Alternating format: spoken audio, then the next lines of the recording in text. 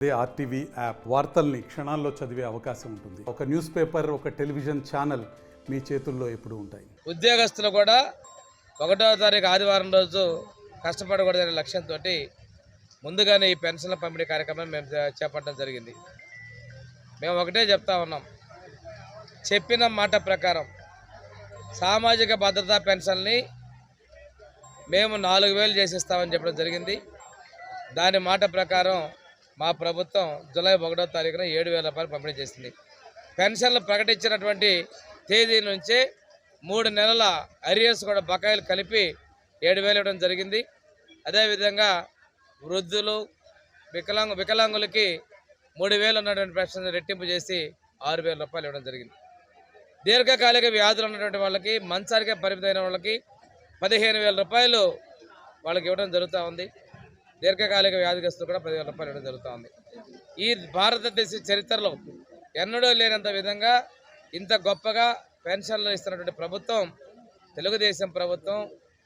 NDA అధీనంలో ఉన్నటువంటి ఈ ప్రభుత్వం తెలుగుదేశం, జనసేన, బీజేపీలో కలిసినటువంటి ప్రభుత్వం మీకు తెలియజేస్తా ఉన్నాం.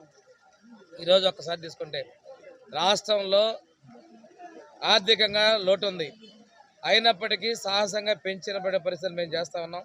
ఇదే కాదు, అభివృద్ధి సంక్షేమాన్ని ముందుకు తీసుకెళ్తున్నాం. ఇప్పుడే ఒక వికలాంగ సోదరుడు పెన్షన్ లబ్ధిదారు చెప్పాడు, ఇది మత్కాపురం జిల్లాని చేయాలన్నారు.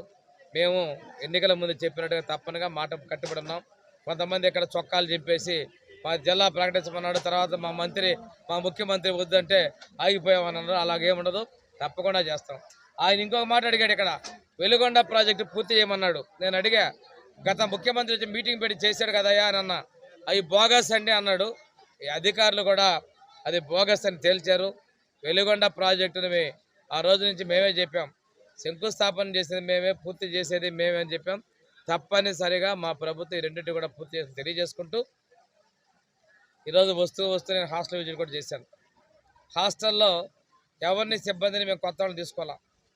గతంలో ఉన్నాయే దారుణ పరిస్థితులు ఉన్నాయి. శానిటేషన్ బాగలేవు, పైపులు లీకేజెస్. అదేవిధంగా గతంలో మెయింటెనెన్స్కి ఇవ్వాల. నిన్న గత మాజీ ముఖ్యమంత్రి ఏదేదో మాట్లాడాడు. తన అనుచరుల వ్యక్తులు అక్కడ పెట్టుకున్నారు, వదంతులు వ్యాపిస్తున్నారు, ప్రజల్ని భయభ్రాంతులకు గురి చేస్తున్నాడు.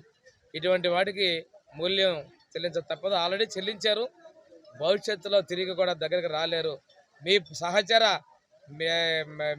ఎమ్మెల్యేలు, ఎమ్మెల్సీలు, రాజ్యసభ సభ్యులు అసంతృప్తులతో ఉన్నారు. మీకు రాజీనామాలు చేస్తున్నటువంటి పర్వం మొదలైందని కూడా తెలియజేసుకుంటూ మరిన్ని వీడియోస్ కోసం ఛానల్ ని సబ్స్క్రైబ్ చేయండి. లేటెస్ట్ అప్డేట్స్ కోసం వాట్సాప్ ఛానల్ ని ఫాలో చేయండి. అండ్ లింక్ డిస్క్రిప్షన్ లో ఉంది.